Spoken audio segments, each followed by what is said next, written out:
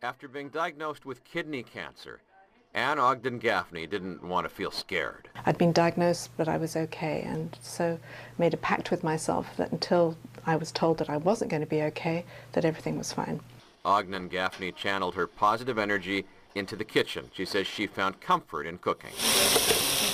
My granddad was a chef, my uncle was a chef, my other uncle owned the Italian store in town, and my dad was a master baker, so it's always been around food. 4 years after her kidney cancer fight, the Manhattan resident received another diagnosis, this time breast cancer. She took a closer look at the impact of diet on her treatment. Her experience led her to launch Cook for Your Life. She teaches cancer patients and caregivers how to make simple, nutritious meals.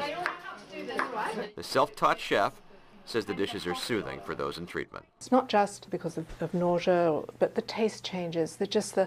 How what you thought would make you feel good didn't.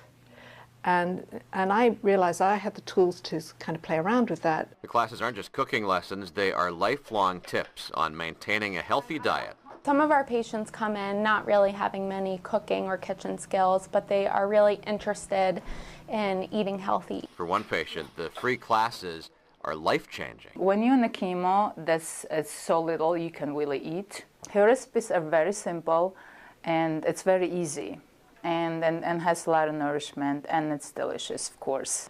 Ogden Gaffney says that's what Cook for Your Life is all about.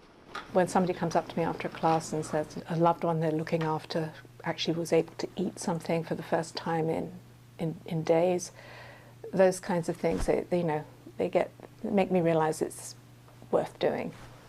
So for helping cancer patients heal through healthy meals, Ann Ogden Gaffney is our New Yorker of the Week. Pat Kernan, New York 1.